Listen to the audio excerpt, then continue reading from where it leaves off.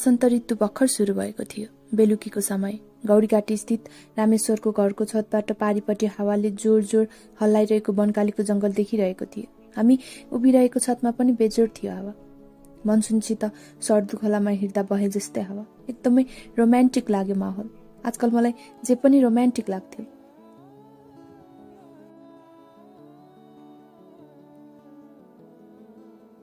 धरान जाँदा त्यही सहरलाई छडेर जाने खरे जति पनि थिएनन् रहरहरू। फर्कदा रहर गहिरिएर फैलिएर सुनकोशी अरुण र तमो हुँदै सप्तकोशी हुन पुगेको थियो।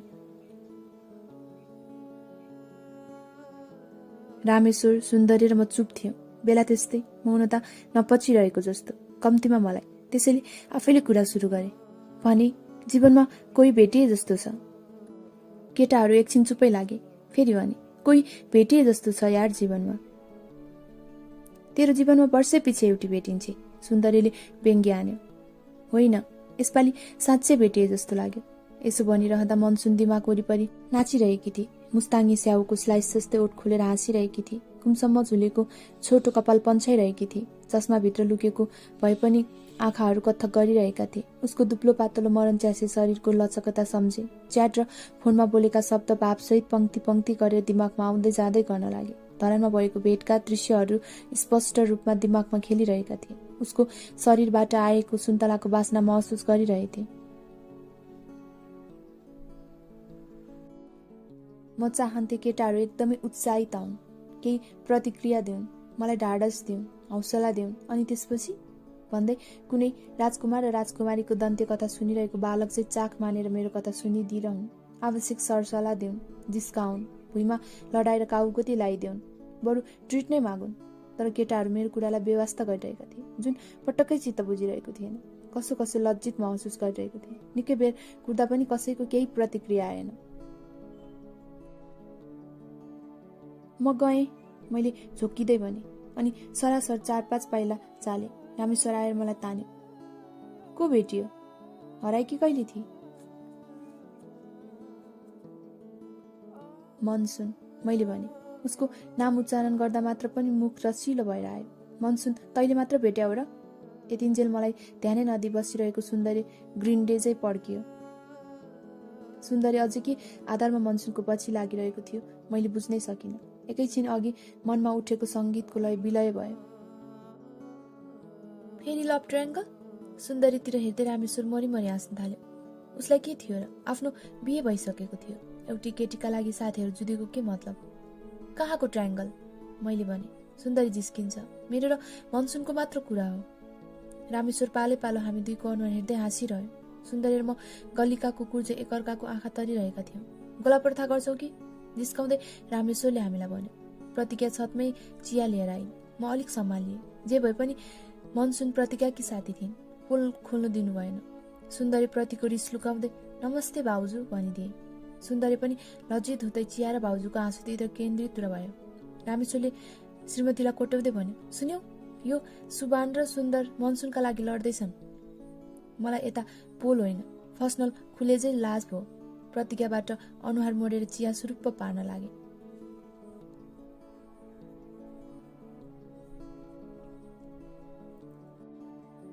हो र? उत्साहित हुँदै उनले भने।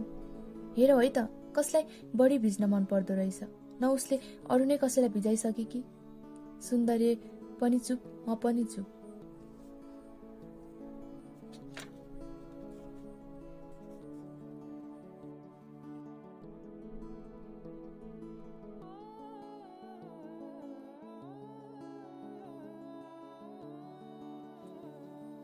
मैले जीवनमा प्रेमका बिउहरू खुब रोपेको थिएँ। ठाउँ ठाउँमा छड्दै हिँड्थे बिउ। तर अफसोस, कतै खडेरीले उम्रन दिएन, कतै पहिरोले लग्यो, कतै बाढी पस्यो। एक ठाउँमा एउटा मिठो सपनाको खेती गर्ने क्रममा रामेश्वर र सुन्दरी नाउँका बाढी पसेर चौपटे पारेका थिए। मलाई लाग्थ्यो म केवल प्रेमका गर्नका लागि जन्मिएको हुँ। त्यसैले हरेक याममा प्रेमको बिउ छर्थे। प्रेम आफै हुन्छ, यो मान्यतासँग मलाई वास्ता थिएन। प्रेमको पहल गर्नुपर्छ, यस्तो थियो दिमागमा। त्यसैले हाई स्कुलदेखि नै आफू पढ्ने क्लासमा कम्तीमा एउटी केटी मन पराउन थालेको थिए। मलाई स्कुल पढ्दादेखि नै क्लासमेटसँग प्रेम गर्ने ठुलो रहर थियो। प्रेमिका आफ्नै क्लासकी होस्, होमवर्क मिलेर गर्न पाइयोस्, जाँचमा सँगै बसेर पढ्ने माहौल मिलोस्, स्कुल कलेज ड्रेसमा स्विट रोमान्स गर्ने मौका मिलोस्, आफ्नै क्लासका साथीहरू र शिक्षक शिक्षिकाको कुरा काट्न पाइयोस्, स्कुल कलेज सँगै जाने आउने गर्न पाइयोस्, क्लासमा भएभरका साथीहरूले प्रेमिकाको नामसँग मेरो नाउँ जोडिदिएर जिस्काइरहन्, काउकुती लगाइदिउन् बेला बेलामा, अनि आफू त्यसैमा रोमान्टिक महसुस गर्न पाऊँ। यस्तै त्यसैले प्रेमको बिउ रोप्ने सिलसिलामा 8 क्लासदेखि भयो, तर प्रेमका चिचिलाहरू वयस्क हुन नपाउँदै निमोठिए।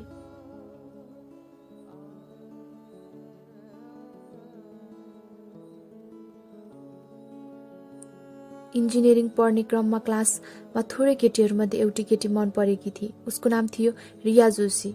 रिया मलाई मन पर्थी, तर ऊ मलाई मन पराउनथी। म उसको अघिल्तिर सधैँ नतमस्त हुन्थे र बोल्न डराउँथे। 5 फुट 4 इन्चको कद, कसिलो छाती, स्ट्रबेरी ओठ, गहुँ गोरी, स्ट्रेट गरिएको सर्लक्क कपाल, कुनै प्रख्यात मूर्तिकारले बनाएको मूर्ति जस्तै थियो उसको शरीर। खुट्टादेखि टाउकोसम्म मिलिएको प्राय फिटिङ लुगा लाउँथे। उसलाई जे लगाए पनि सुहाउँथ्यो। उसको शरीर यति सुन्दर थियो कि केटाहरूले इन्जिनियरिङ बिर्सेर बायोलोजीतिर रुचि बढाउन थालेका थिए। ऊ प्राय साइड ब्याग बोक्थी, केटीहरूको समूहमा हुन्नथी, एक्लै हिँड्थी, तर जिन्स र माथि फिटिङ टी सर्ट लगाएर आएको दिन उसको शरीरमा अझ बढी लचकता भएको मलाई महसुस हुन्थ्यो। रियालाई देखेपछि आफूमा केही परिवर्तन भएको आवाज हुन थालेको थियो। मलाई प्रेम प्रकट गर्न कहिले जानिन भने मलाई सधैँ लागिरहन्थ्यो। यसर्थ प्रेम गर्न अलि जान्नुपर्छ, अगाडि बढ्नुपर्छ। आफैले हुटुटी लगाउँथे। पहिले जसलाई प्रेम गरियो उसलाई थाहै नदिई लुकी प्रेम गरियो। रियासँग अलि निडर भएर प्रेम गर्नुपर्छ। वीर योद्धाहरू युद्धमा उत्रेझै प्रेमको मैदानमा उत्रनुपर्छ भन्ने लाग्थ्यो। आखिर प्रेम र युद्ध केही मानेमा उस्तै हो। दुवैमा चाहिने एउटै चिज हो, हिम्मत। हामी एउटै क्लासमा थियौँ। केही परिचय हुनासाथ उसँग मोबाइल नम्बर आदान प्रदान भएको थियो। म अनेक वेबसाइटबाट स्विट एसएमएसहरू चोरेर उसलाई पठाउँथे। कहिलेकाहीँ फोन पनि गर्थे। मेसेजको रिप्लाई कहिले आउँदैन थियो। फोन 80% उठ्दैन थियो। तैपनि म झिङ्गा जस्तै उसको जीवनमा भन्किरहन्थे।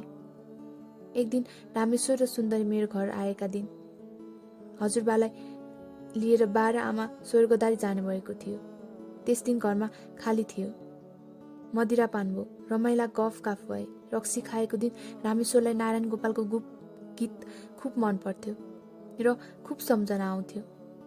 मोबाइलमा फोल्डर खोलेर बजाउन थाल्थ्यो नारायण गोपालका भावुक गीतहरू। कहिलेकाहीँ रक्सीको डोज र उसको मुडको मात्र राम्ररी मिल्दा नारायण गोपालको गीतको भूमिकामा पानीमा सोडियम मिसिए जस्तो हुन्थ्यो। त्यसबेला ऊ भुपु प्रेमिकाहरूलाई सम्झेर धुरुर हुन्थ्यो। 4-5 वटा गीत सुनिसकेपछि ऊ आफ्नो मोबाइलमा भएका एक केटीलाई फोन लाउन थाल्थ्यो। जसले फोन उठ्थ्यो हरेकसँग रोमान्टिक हुने कोसिस गर्थ्यो। कसैसँग झगडा पनि पर्थ्यो, अनि केही थोरैसँग अलिक बढी नै रोमान्टिक हुँदा तिनको ब्ल्याकलिस्टमा परेको थियो। हामी पनि ऊ केटीहरूसँग बोलेको सुनेर मुफ्तमा मनोरञ्जन लिइरहेको हुन्थ्यौँ। अझ उकासी पनि हुन्थ्यौँ। फलानिना गर्न। हामी उत्साहको कदर गर्दै ऊ पानी बराबरको सम्मको स्थितिमा पुगेका केटीलाई समेत फोन हान्न चुक्दैन थियो।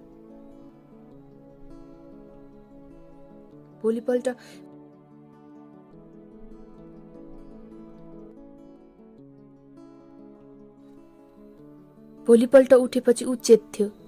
मोबाइल टिपेर कल लग हेर्दै कसलाई फोन हानेको थाहा पाउँथ्यो र के भन्यो सम्झने प्रयास गर्थ्यो। अनि सुरु हुन्थ्यो अफसोस मनाउन उसको। यो साला रक्सी भन्ने चिजै खतम। अति नै भएपछि उसले पिउने बेला मोबाइल हाम्रो जिम्मा लगाउन थालेको थियो।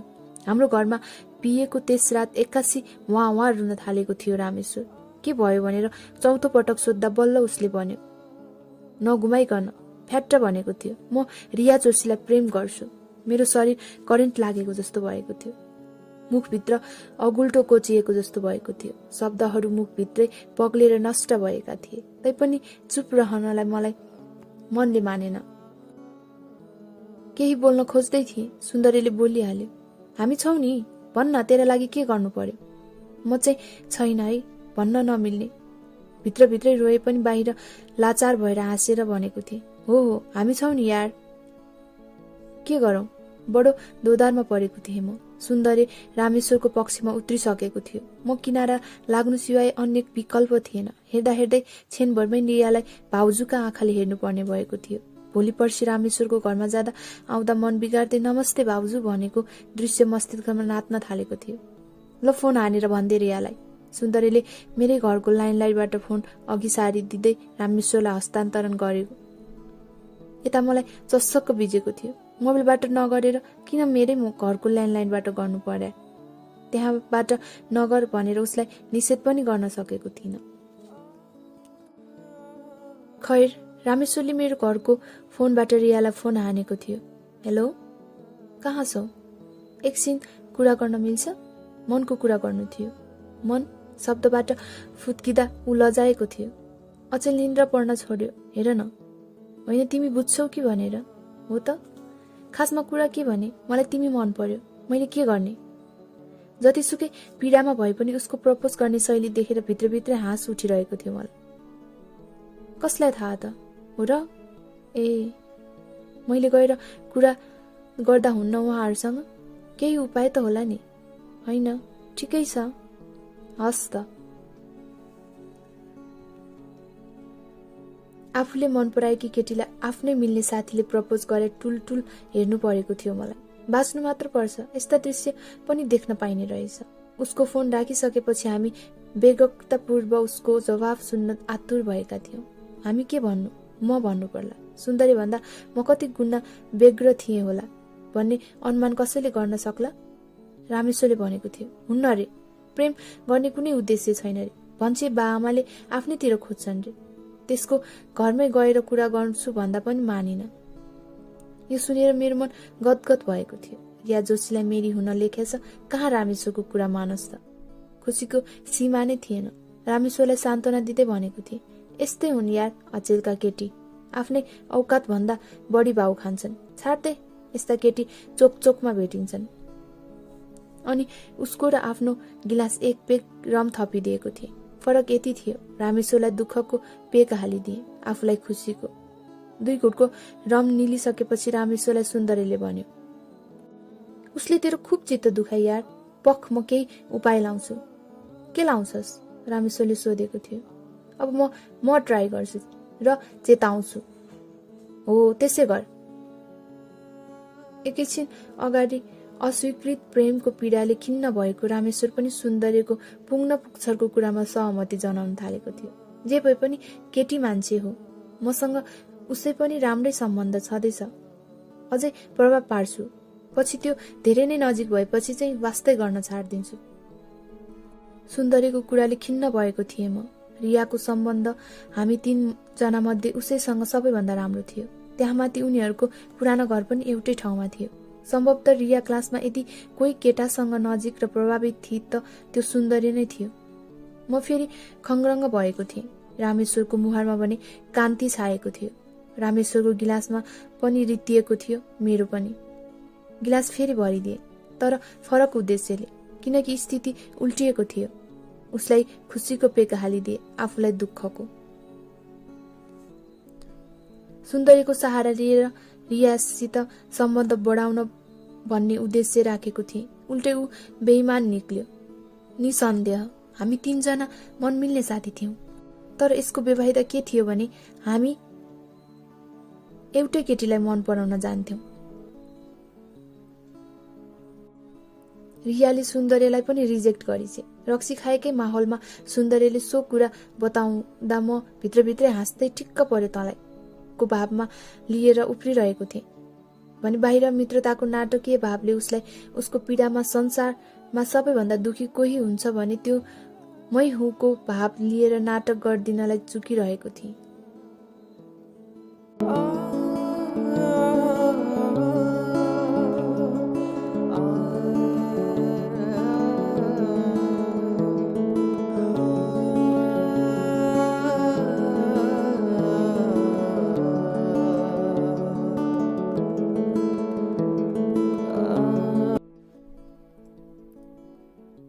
रियाले रिजेक्ट गर्नुका 3 कारण छन् भन्दै सुन्दरीले भनेको थियो। 1, रिया जोशीको जीवनमा पहिलेदेखि कोही छ जसका कारण ऊ हरेकका प्रस्ताव अस्वीकार गरिरहेकी छ। दुई, त्यो निकै महत्वाकांक्षी छ। सम्भवतः बाबुआमाले खोजेको धनादयसँग बिहे गर्ने कल्पना गरिरहेकी होस्। दुईटा कारण भनिसकेपछि ऊ एकछिन चुप लागेको थियो। अनि हामीले सोधेका थियौं, अनि तीन? उसले केही समय लिँदै भनेको थियो, त्यो लेस्बियन हुन सक्छ। दिमागमा अन्य केही कारण नआएकोले होला उसले रियालाई लेस्बियन हुन सक्छ भनेको। लाग्थ्यो ऊ कोटा पुर्याउनका लागि भनिरहेको छ। यस्तो पहिले पनि हुन्थ्यो, कुनै पनि कुरालाई 3वटा कारणमा 3वटा प्रकारमा ढाल्ने उसको पहिलेदेखिकै बानी। 2टासम्म कुरा एकदम सान्दर्भिक नै लाग्थ्यो। तेस्रो वाहियात। तर उसको पीडामा मनै रमाउनुको कुनै तुक थिएन। रिया जोशीले मलाई पनि त्यही ठाउँमा पछाडिएकी थिए जहाँ रामेश्वर र सुन्दरी पछाडिएका थिए। फरक यति हो, उनीहरू दुवैको वास्तविकता सरेआम भयो। मेरो गुमनाम।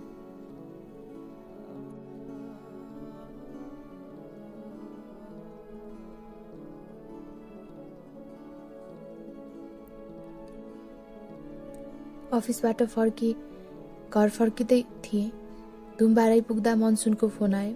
कल रिसिभ गर्न साथ मैले भनिदिएँ, तिमी 100 वर्ष बाँच्छौ मनसुन। यो नभन कि मलाई सम्झिरहेको थियो। आखिर अलिअलि झुटले प्रेम बटुले भइहाल्ने होइन। उसलाई गफ दिइहाले। सम्झने मन ल्यायो, नभए पनि त्यहाँबाट हट्ने होइन। स्काइपमा आउँछौ? म 10 मिनटमा आउँछु, उसले भने। घर पुग्न साथ कम्प्युटर अगाडि गएर उसलाई कुरिरहे। उसले करिब 15 मिनट लगाए। ए चस्मिस केटी, तिम्रो आँखा कहिलेदेखि कमजोर ह? सोधे। 9 क्लासदेखि नै हो, उसले भने। यसपालि ऊ काजु र बदाम खाइरहेकी थिए। 10 मिनट लिपस्टिक लाउनै खर्च्यो कि के हो? उसँग जिस्किनलाई कुन आइतबार पर्खिनु र? उठेर ऊ यताउता गर्न लागे। तौलियाले कपाल पुस्न थाले। नुहाएकी हो? मैले सोधे। तिम्रो कपालको बास्ना इनबक्स गरेर पठाइदेऊ न भन्ने मन थियो, तर सकिन। यस्ता कुरा थिए धेरै जो भन्न मन लाग्दै नि म भन्न सक्दिनथे। बल्ल कम्प्युटर अगाडि आएर अनुहार देखाए।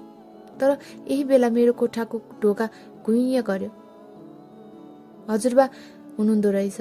हतपत ल्यापटपको स्क्रिन टक्का भए। हजुरबा टाइम न कुटाइम कोठामा चियाइरहनुपर्छ। हजुरबाका यस्ता क्रियाकलापले मलाई प्रेम गरी खान दिएला जस्तो नै लाग्दैन थियो। कोसँग बोल्दै थिइस्? हजुरबाले सोधिहाल्नुभयो। एक्लै बोलेको, मैले भने। फटा। यति भनेर हजुरबा जानुभयो। ल्यापटप केही फेरि खोले। डिस्कनेक्ट भएको स्काइपमा फेरि कल गरे। 4-5 पटकसम्म कनेक्ट गरे। बल्ल बल्ल 5औं पटक उसले कल एक्सेप्ट गरे। मैले पहिला बोले, म के भन्दै थिएँ रे? केही बेर अगाडि हाँसी खुसी फ्लट गरिरहेकी मनसुन अनुहारभरि बादल सोरेर बसेकी थिए, निशब्द। मैले सोधे, के भो? ऊ केही बोलिन। मैले फेरि सोधे, भन न के भो? मैले केही बिराएँ। फेरि चुप लाग्यो। ऊ मेरै कारणले यस्तो अनुहार लाएर बसिरहेकी छ। मैले सफाई दिन थालेँ। कोठामा हजुरबा आउनु भएको थियो। Sorry monsoon.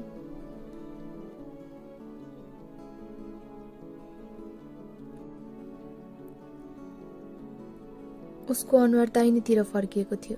मलाई आफ्नो पुरै अनुहार देखाउन चाहिरहेकी थिइन।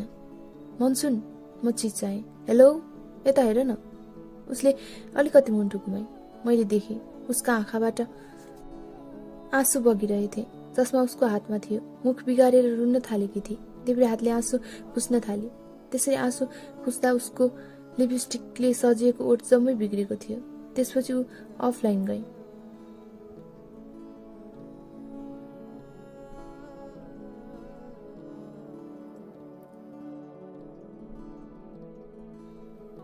हजुरबा र म बरन्डामा बसिरहेका थियौँ। शनिबारको दिन थियो।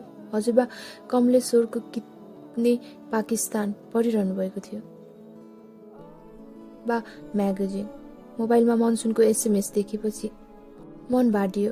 मन मेरो मात्र भाँडिएन, हजुरबाको पनि भाँडियो। हजुरबालाई चासो भयो। बा भने केही चासो नदिएर पढिरहनु भएको थियो। मनसुनले स्काइपमा आउनु अनुरोध गरेकी थिए। ऊ रोएको दिनबाट मैले कति पटक सम्पर्क गर्न खोज्दा पनि सम्पर्कमा आएकी थिइन। उसै पनि व्यग्र मान्छे म। यसपालि मेरो व्यग्रताले आकाश छोएको थियो। म सरासर कोठामा गएँ। सम्बन्ध गतिलो भएको भए हजुरबालाई भनिदिन्थे पनि, तर केही टुङ्गो नलागिसक्दा सम्बन्धबारे केही भन्नु व्यर्थ नै थियो। कोठामा पुगेर ल्यापटप अन गरेर स्काइप कल गरेँ। आहा, कति राम्री देखेकी। ओरेन्ज कलरको टी सर्ट र ग्रिन सर्ट्समा ऊ कुनै बोटमा झुन्डिएको सुन्तला जस्तै देखी। टिपेर खाइदिउँ जस्तो लाग्यो। तर यो के? उसको निधारमा केही घाउ जस्तो देखी। म बेचैन भइहालेँ। सोधे, के भयो निधारमा? केही होइन। अस्ति किन रोएकी? अझै जवाब खोजिरहेको थिएँ। टेन्सनले। यसपालि उसले मेरो कुरा भुइँमा झर्न नपाउँदै भने, एक्जाम थियो, पढेकै थिइनँ। पढ्नभन्दा रुन सजिलो लाग्यो, रोइदिएँ। रुन सजिलो लाग्यो भन्दा ऊ हाँसेकी थिए। अनि केही बिर्सेको कुरा सम्झे चाहिँ भने, म फर्स्ट इयरमा आउँदा BPKISH मा 2 जनाले सुसाइड गरेका थिए। किन? खोइ, उसले भने, प्रेसरले होला। मेडिकल स्टुडेन्टहरू प्राय डिप्रेसन हुन्छन्। त्यो निधारमा के भएको? फेरि सोधे। मलाई अरू विद्यार्थीको कुरो कुनै सरोकार थिएन। मलाई खालि उसको मतलब थियो। बाथरुममा लड्या, उसले भने। ऊ एकछिनमा आउँछु भनेर बेपत्ता भए। तिमी सुन्तला जस्तै देखियो। ऊ आएर स्क्रिन अगाडि बस्नासाथ अघि मनमनै सोचिरहेको कुरा भनिदिए। छोडाएर खाने कल्पना चाहिँ नगर्ने होइन नि, उसले सिरियस भएर भनेकी थिए। त्यो त देख्ने बित्तिकै गरिसके। मलाई सिरियस हुन आएन। हाँसी हाँसी भने, छिछि तिमी पापी, उसले मस्किँदै भने। म सक्दो हाँसिरहेको थिएँ। कुरै त्यस्तो थियो। अहिले गएँ, काम छ, उसले भने। बेलुकी कुरा गरौँला। ध्यान कतिखेर बेलुकी हुन्छ र उसित कुरा गर्नु भन्नेमा केन्द्रित हुन थाल्यो। साँझको समय घिस्री घिस्री आयो। मानौ 2-4 साँझ पश्चात आएको छ। यस्तै 8 बजेको हुँदो। फोन लिएर कन्ट्र्याक्ट लिस्टमा गएँ। उसको नाम देखियो। उसको नाम देख्दा मात्र पनि मन प्रफुल्ल भयो। डायल गरेँ, फोन उठेन। फेरि गरेँ, फेरि उठेन। 9 बजे अन्तिम प्रयास गरेँ। उसले फोन काटे। काटिएको फोनको कनेक्सन थियो। छिया छिया मेरो मुटु भयो। अब मनसुनलाई कहिले फोन गर्ने छैन। छिया छिया मनले भन्यो। तैपनि मन उसैतिर जान्थ्यो। प्रेमको मामलामा मन कुकुरको पुच्छर जस्तो हुन्छ भन्थे। मरिगए नसोझिने हो रहेछ। कतिपटक मोबाइलमा हेर्थे, कतिपटक फेसबुकमा गएर उसको प्रोफाइल चियाउँथे, कतिपय च्याट लिस्टमा उसको नामको दायाँपट्टि हरियो थोप्लो छ कि छैन भनेर खोज्थे। उसलाई अनलाइन देख्दा अघिपछि साउन्ड जस्तो हरियो हुने मन नदेख्दा कठ्याङ्ग्रिँदो शिशिरको सुकेको रुख चाहिँ सुक्थ्यो।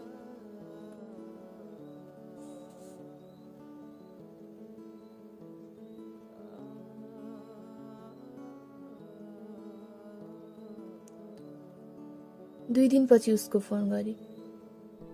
सुरुमा नउठाऊ भन्यो मनले, पछि त्यही मनले उठा भन्यो। आखिर ऊ जस्तै म किन हुने?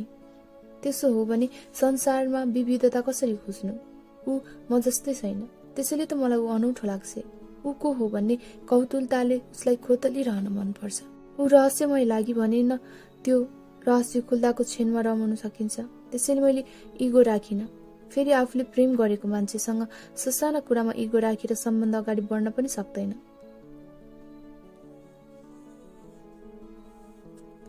तिमी भाग्यमानी रहेछौ नि। पहिले नै यसरी कुरा थाली म। मानौ त्यो अस्ति 3-4 पल्ट फोन गर्दा नउठेको र फोन काटेको प्रसङ्ग केही होइन। मानौ त्यो कुराको स्पष्टीकरण दिन जरुरी नै छैन।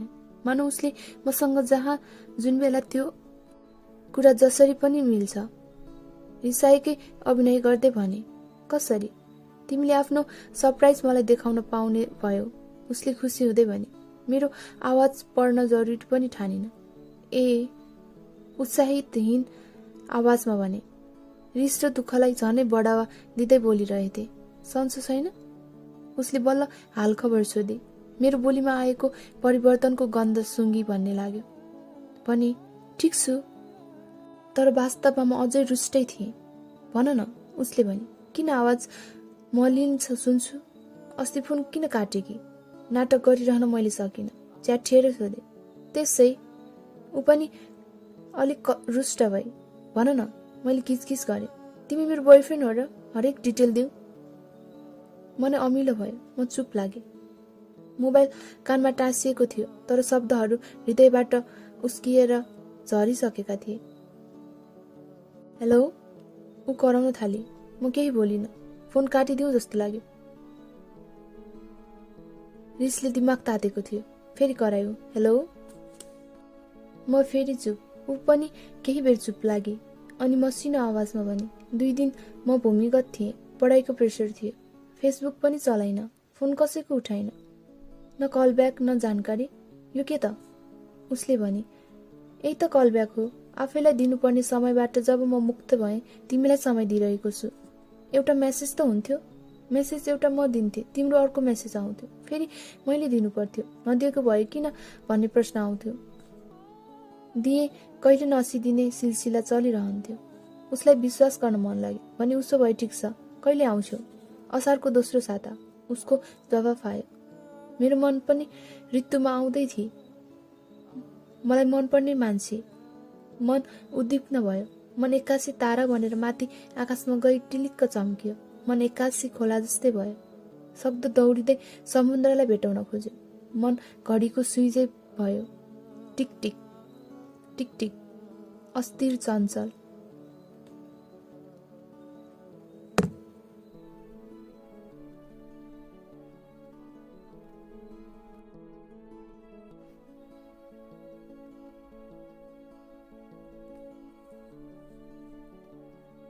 शुक्रबार मनसुनसँग भेट्ने योजना बन्यो। मुटु आनन्दमा मादल चाहिँ घन्किरह्यो।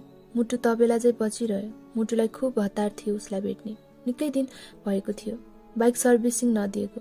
बाइक बिहानै सर्भिसिङमा दिए। नभए महिनौ बितेर पाङ्राभरि 10औं किलो हिलो टाँसिसक्दा पनि बाइक धुन दिने समेत अल्छी मान्ने मान्छे म। आफ्नै शरीरको पनि सर्भिसिङ गरे। सुस्तानीमा भनिए चाहिँ हातगोडाका नङ काटी शुद्ध भए। नुहाई धुवाई गरे। केस कोरे। केही टिभी कमर्सियलका नायकहरूसँग तुलना गर्दै शरीरमा बढी स्प्रे छर्किए। अलि बढी नै अबिरसम्म रहोस् भनेर। उसले पशुपतिमा बोलाएकी थिए। कौशलाबाट पशुपतितिरको ओह्रालो झरिन सक्दा साथ ऊ मलाई प्याजी रङको छाताको ओतबाट चिहाउँदै हात हल्लाएर जोड जोडले सुबान सुबान भनेर बोलाइरहेकी थिए।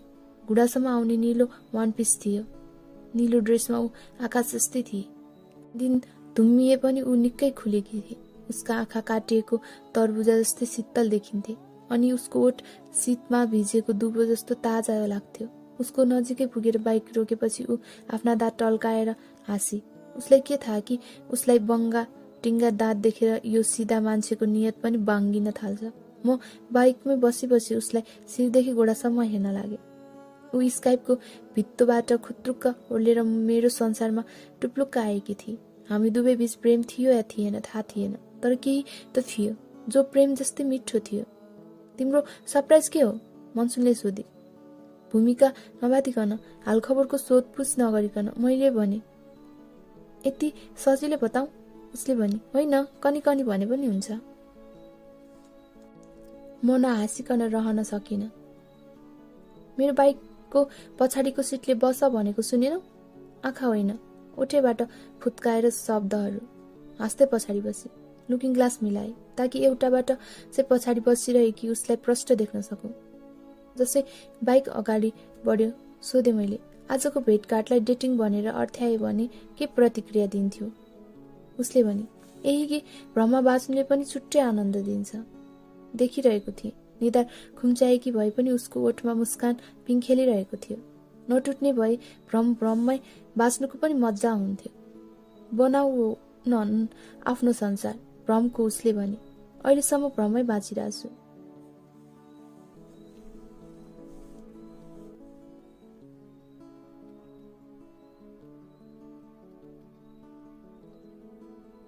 मैले मनसुनलाई झम्सीखेलको रोड हाउस क्याफे लगे।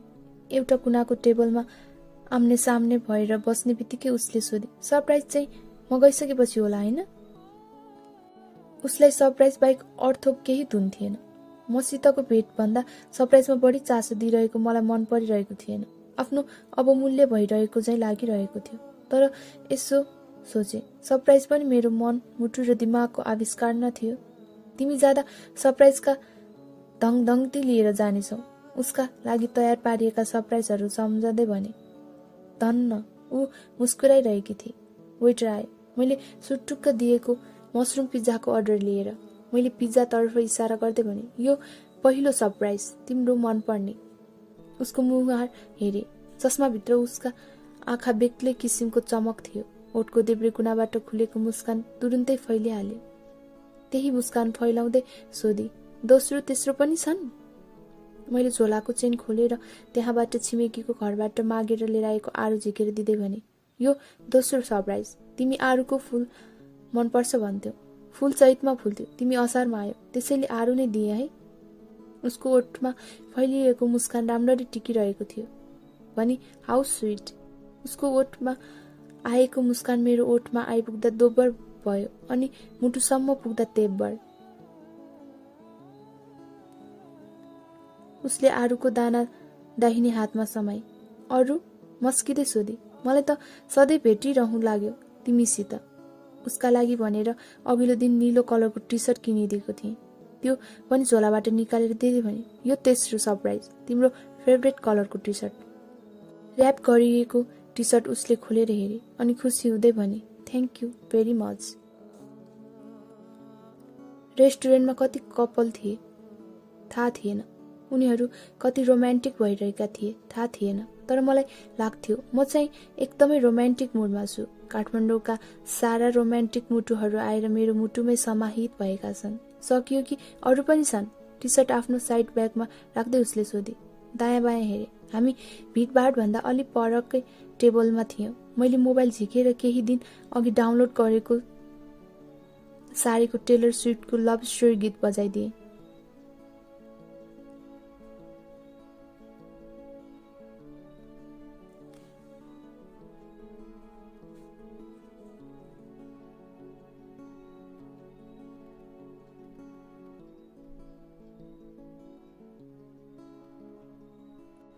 ओ माई गॉड, म के भनौँ? ऊ छक्क परे। के उसलाई यी सरप्राइजहरू मन परेका थिए? पिज्जा पनि खाँदै गर्दा हुन्छ, मैले भने। नयाँ सरप्राइज पाउँदैमा पुराना सरप्राइजको व्यवस्था गर्नुपर्छ भन्ने छैन, मैले भने। तिम्रा सरप्राइजहरूको लाइन देखेर नै पेट भरिएला जस्तो छ, उसले भने। अब अन्तिम सरप्राइज बाँकी छ। मलाई लाग्यो उसका अरू फेभरेट कुरा पनि भनिदिएको भए हुन्थ्यो, ताकि यसै गरी उसलाई मनपर्ने कुराहरूलाई उसलाई दिन पाऊँ र प्रत्येक सरप्राइजमा आएको उसको मुडको परिवर्तन हेरेर रमाइरहन पाऊँ। कोरियन फिल्म नेपालमा चल्दैन, उसले भने। कहिलेकाहीँ उसको अनुहार फाउन्टेन्स जस्तो लाग्यो। पोहराहरू फुटिरहन्थे हाँसोको। युट्युब पाइन्छ नि, मैले भने। युट्युबमा त हेरिन्न। उसको ओठमा मुस्कान फैलिरहे पनि निधार अलिकति खुम्चियो। रोड हाउस क्याफेमा युट्युबबाट कोरियन फिल्म मैले देखाइदिउला भने डराएकी पो हो। जिस्काको, मैले भने। म देखाउन्न पनि। झोला उधिनेर उसका लागि भनेर किनेर ल्याएको पाउलो कोहेलोको अलिफ दिए। ऊ झनै खुसी देखी। भनी, कसरी थाहा पायो कि मैले यो पढे कि छैन? मलाई जब थाहा हुन्छ, मलाई सब थाहा हुन्छ। बरु स्मार्ट हुँदै भने। उसले पढिसकेकी भए खिस्रिक्क हुन्थ्यो होला।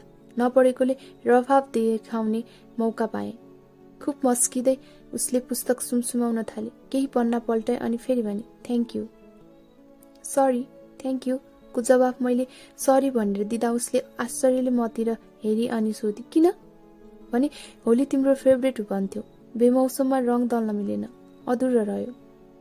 यो संवाद मैले उसलाई भेट्नु अघि नै सोचेर मनमा राखेको थिएँ। मौसम कुरा न, के थाहा मौका मिल्छ कि? उसले यसरी आशावादी कुरा गरे कि निराश हुने ठाउँ नै मैले कतै देखिन।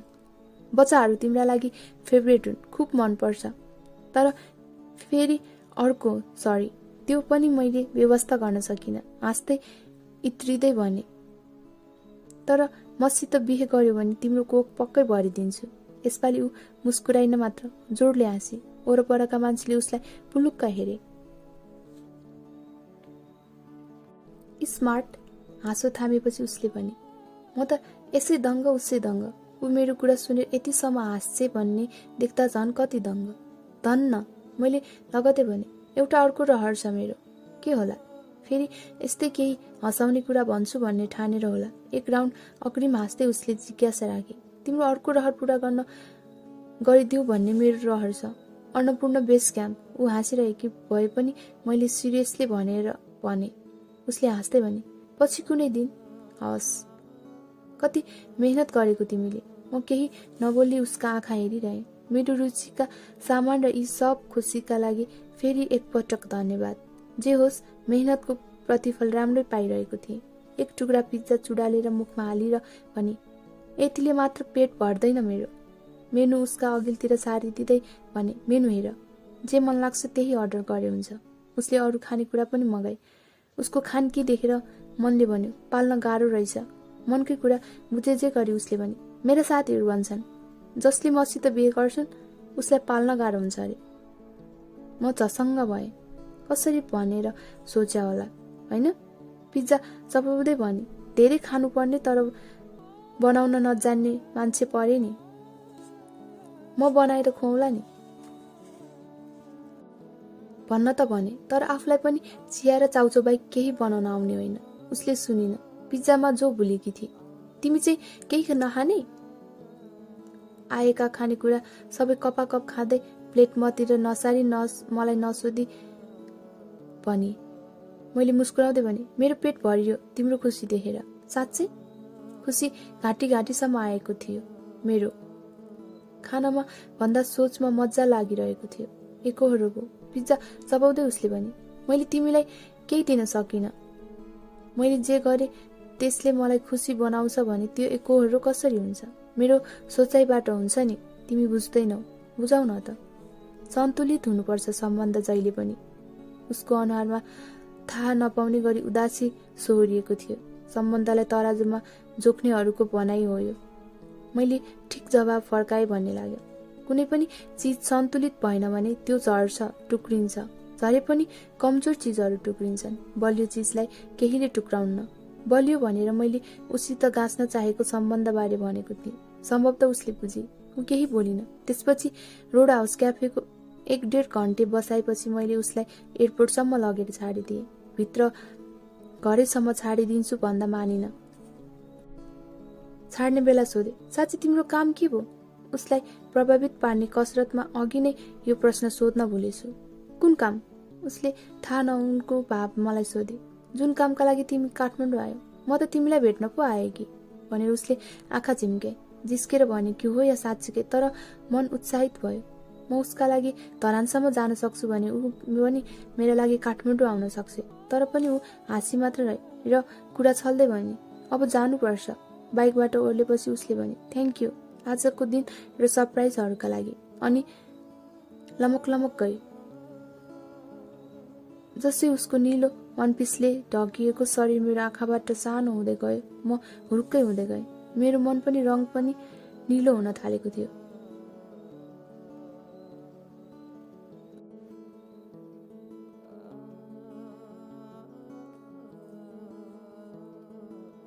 शुक्रबार मनसँग भेट। भोलिपल्ट पनि उसँग भेट्ने कुरा भएको थियो। अफिसमा मानन्दर सरसँग बिदा मागेर अघिल्लो दिन उसलाई जहाँ छोडेको थिएँ त्यही लिन गएँ। करिब 1 बजेको थियो। घाम चरक्क लागेको थियो। ऊ प्याजी रङको छाता ओढेर उभिरहेकी थिए। मास्तिर पहेँलो टी सर्ट र तल नेभी ब्लू जिन्स। उसको शरीरमा यसरी टिमिक्क थियो मानौ लुगा नभएर छाला होस्। इटा जस्तै मोबाइल उसले हातमा चलाइरहेकी थिए। त्यस दिन उसलाई लिएर तौदा गए। तौदा वरिपरि केही जोडी रहेछन्। उनीहरूभन्दा पर एउटा खाली बेन्च पहिल्याएर बस्यो। हुल चरा आकाशमा उडिरहेका थिए। दहमा पनि केही हाँस सुस्तरी पौडिरहेका थिए। हावा जोड जोडले चलिरहेको थियो। म उसँग नजिक हुन खोज्दै थिएँ, तर ऊ भने मोबाइलमै व्यस्त देखिन्थे। वरपर जोडीहरूको आउने क्रम बाक्लिन थालेको थियो। हामीभन्दा अलिकति परका जोडी अङ्कमालमा बेरी र किस गरिरहेका थिए। मैले उसको कुरा नसुनेर इग्नोर गरिरहेको थिएँ। यतिन्जेल मैले एउटा मान्छेलाई बोलाएर हाम्रो फोटो खिच्न लगाए। म दङ्ग परेँ। म गन्तव्यको नजिक छु जस्तो लाग्यो। आखिर कतिसम्म भयो भने प्रेम हुन्छ? प्रेम हुनु र नहुनु बीच कस्तो रेखा छ जसले यी दुई स्थितिको फरक छुट्याउन सकोस्? प्रेम कस्तो हुन्छ त्यसको स्वाद मैले चाखेको थिइनँ, तर म ढुक्क छु।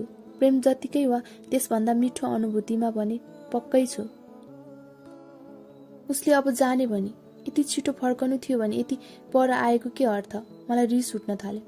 हुन्छ, तिम्रो मर्जी, मैले भने। रिस मेरो बोलीमा पनि देखियो। उसले पनि आँखा तरी। उठ न त, जुरुक्क उठ्दै उसले भने। मेरो मर्जी। जहाँ बसेको थिएँ त्यही टसमस नगरी त्यही बसिरहे। के गर्दिरहेछ हेरौँ भन्ने भयो। म एक्लै जान्छु त? ऊ ढिप्पी गर्न थाल्यो। तिम्रो मर्जी। ऊ 2 पाइला हिँडी। मैले जुरुक्क उठ्दै उसको हात तानेर बेन्चमा थचक्क बसाएँ। आकाश गड्याङगुडुङ गर्न थाल्यो। बादलहरू कुशल नृत्य गरिरहेका थिए। चराहरू गुटतिर फर्कन थाले। छिनमै भरेर पानी पर्न थाल्यो। वरपरका जोडीको भागाभाग सुरु भयो। पर नाङ्लो पसल थापेकी महिला पनि गायब भइसकेकी थिए। ब्यागमा थन्किसकेको मनसुनको प्याजी छाता खुल्यो। उसले मलाई फेरि पाखुरामा समाउँदै आफूतिर तान्दै भने, अलि ओर आऊ, भिज्छौ फेरि। कति माया गरेकी भन्न मन हुँदा भनिन। बरु हात उसको काँधतिर लगे। उसको गर्दनको देब्रेतिरको नाङ्गो भागमा मेरो हात केलाको स्पर्श भयो। सायद उसलाई काउकुती लागेर होला। गर्दन खुम्च्याउँदै भने, नसौ न यसरी, कस्तो काँडा उम्रन्छ शरीरमा। मैले हात नहटाइकन भने, कुन ठुलो कुरा भयो त? गुलाबमा अलिअलि काँडा त भइहाल्छ नि। ऊ केही बोलिन। खुम्च्याउँदै बसिरहे। करिब आधा भित्ताको फरकमा बसिरहेका हामी बीच अब आधा इन्चको ग्याप पनि रहेन। एकपटक लामो सास ताने। उसको शरीरको मिठो गन्ध मेरो नाक हुँदै नसा नसामा गएर बिस्यो। उसका सबै क्रियाकलाप हेर्दा लाग्थ्यो ऊ आफूलाई भन्दा मलाई बढी विश्वास गर्छ कि म आफूले आफ्नै माथि विश्वास गर्छु। शङ्कै लाग्यो भने कमसेकम उसलाई छोइसकेपछि सिरिङ्ग भएको थिएँ उसलाई छुँदा। जीवनमा ऊ भन्दा नजिक म कोही केटीसँग भएको थिइनँ। केटी मान्छेको नजिक हुँदा पाइने सुखको मैले कल्पना पनि गरेको थिइनँ। दाहिने कुम भिजेर चिसो लाग्यो। छाताभित्रको संसारमा टाँसिएर बस्दा मैले उसलाई तातो सास महसुस गरेँ। दाहिनेतिर भिजेर चिसो भए पनि देब्रे भाग अलिकति बाफिलो भएको थियो। पानी दर्किँदै थियो। मैले आफ्नो आवाज अझ चर्काउँदै भने, यस्तो रोमान्टिक माहौल छ मनसुन। मेरो नियत खराब भएर केही गरिहाल्यो भने के प्रतिक्रिया दिन्छ? वास्तवमा मलाई त्यसबेला सम्हालिनु सक्नुको औडाहा भएको थियो। उसको ओठ, उसको कपाल, उसको छाती, उसको शरीरलाई हेर्न आँखै फरक भएको थियो। प्रतिक्रिया होइन, सजाय नै दिन्छु। मतिर फर्की अनि चिच्याउँदै बोली, यस्तो सुन्दर मान्छेले दिने सजाय कस्तो होला? हे, म मातिएर बोले, सजाय तिमी आफूले दिन्छौ भने म जीवनभर अपराध गरिरहन चाहन्छु। ऊ केही बोल्न खोज्दै थिए। मैले उछिनेर भने, अब यो नभन कि तिम्रो मर्जी। उसको निधार झरेको कपाल 2 त्यान्द्रा पन्छ्याइदिए। उसले कुनै प्रतिवाद गरिन। त्यसको आडले मैले उसको कपालमा हातलाई काइयो सरी डुलाउन थाले। अनुहार नजिक हुँदै उसको घाँटीतिर पुगिसकेको आफैलाई पत्तो भएनछ। पछि उसले कराउँदै भने, छी, दारी भिजायो। कहाँ कुन मुडमा पुगिसकेको मान्छे। उसको कुराले लाज मान्दै हाँसे। पानी छड्के पर्न थालेको थियो। हामीलाई भिजाउन लाग्यो। उसले छाता अगाडितिर लगेर छोपे। दौडमा आकाशबाट परेको पानीका हरेक थोपा एउटा आकार बन्दै मेटिँदै गरिरहेको थियो। जानुपर्छ होला हौ, पानीलाई व्यवस्था गर्दै उसले भने। कति जिद्दी तिमी, तिमीसँग कसले सक्ने है? मैले भने। किन सक्नु पर्यो त? उसले भने। मैले आत्मसमर्पण गर्ने बेला भयो। मैले दुवै हातमाथि उठाउँदै भने, युद्ध सोचेको तिमीले? थाहा थिएन उसको मनमा रिस थियो या थिएन, तर आवाजले भने नरमपना गुमाएको थियो। तिमीले युद्धै बनाउन लाग्यौ हाम्रो सम्बन्ध? म पनि आवाज खस्रो बनाउँदै थिएँ। के सम्बन्ध? कस्तो सम्बन्ध? हामी बीच जे जस्तो छ, मैले भने। हामी बीच के छ? उसले ठाडो प्रश्न गरे। जे छ, मैले भने।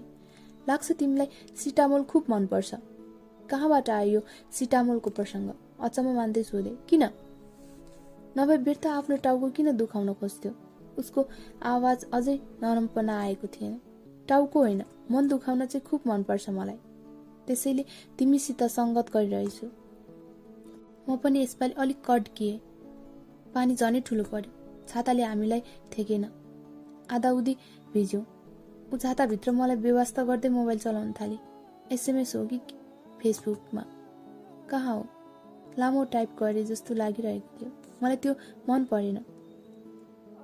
चियाइ हेर्न थाले। ऊ निश्चित गरिरहेकी थिए। मैले फेरि हेरेँ। उसले फेरि छेक्न खोजे। नहेर न प्लिज, उसले उच्च आवाजमा भने। मैले टेरिनँ। झन् ध्यान दिएर हेरेँ। के रहेछ? उत्सुकता पनि थियो। धेरै किचकिच गरिसकेपछि ऊ नमजाले झर्की भने, नहेर है, मेरो मर्जी, मैले भने। म मोबाइल फालिदिन्छु है। झन् रिसाए यसपालि। ऊ यति हदसम्म रिसाएको मैले पहिलो पल्ट देखिरहेको थिएँ। फाल, मैले भने। तिम्रो मोबाइल तिम्रो मर्जी। मेरो मोबाइल भए पो डराउनु। उसको आफ्नो मोबाइल फालेके, तर उसले फाल्दिन भन्ने ढुक्क थिएँ। यति सोची सक्न पनि भ्याएको थिइनँ। अगाडि दहमा छ्याम्ल्याङ्ग भरेको आवाज आयो। उसले मोबाइल फ्यालिदिएर दाहिने हात घुम्च्याउन पनि भ्याइसकेकी थिए। म हेरेको हेरे भएँ। यत्रो बिघ्न मैले सोचेकै थिइनँ। के छ यो केटीमा? के छ यो केटीको मनमा? कहिले के चल्छ यसको दिमागमा? म अवाक रहेँ। डर पनि लाग्यो, अप्ठ्यारो पनि लाग्यो, रिस पनि उठ्यो, दिक्क पनि लाग्यो। यत्रो बेरसम्म समेटिरहेको रोमान्टिक र रहर लाग्दा विचार मनबाट फुत्त निस्किएर उसको मोबाइलसित दहमा गएर डुबे। व्यर्थे भनेछु, व्यर्थे जिस्केछु। आफ्नै अनुहार कुचिए जस्तो लाग्यो। उसित आँखा जुधाएर पनि मन लागेन। बहु लट्ठी काम गरेकी थिए। उसले शिर मेरो लाजले झुकेको थियो। जिस्कने वा गफ गर्ने मुड अलिकति पनि रहेन। मेरो मुड अफ भएको देखेर होला मतिर हेर्दै नर्मल आवाजमा भने, लौ मेरो मर्जी भने होइन? अझ ऊ त हाँसिरहेकी थिए। मेरो मुखबाट बोली फुटेन। घोसे मुन्टो लाएर बसिरहेको थिएँ। चुप लाग्यो। केही जवाफ दिइन। दिन पनि मन लागेन। फेरि कोट्याए मलाई। हेलो? यसपटक मैले शिर अलिकति ठाडो पारेर उसको अनुहारतिर हेरेर भने, तिमी नर्मल त छौ नि मनसुन? नाइ, हलुका पागल त हरेक मान्छे हुन्छ अरे, उसले भने। पढेको कुरा। यसपालि अब उठौँ र जाउँ भन्ने ऊ थिइन। मैले नै भने। पानी थोरै घटेको थियो। बाटोतिर निस्केर एउटा पसलमा चिया खायौँ। पानी नरोकुन्जेल त्यहीँ बस्यौँ, चियामै बढी केन्द्रित भएर। अनि त्यसपछि बाटो किनारमा पोलिरहेको मकै किनेर खायौँ। उसको जोड थियो, भोक लाग्यो भन्दै थिए। अब ऊ चुपचाप रही। एक शब्द बोलिरहेकी थिइन। मोबाइल डुबे पनि सम्बन्ध त किनार लाउनै थियो। मैले सोधेँ, किन चुपचाप? केही बोल न।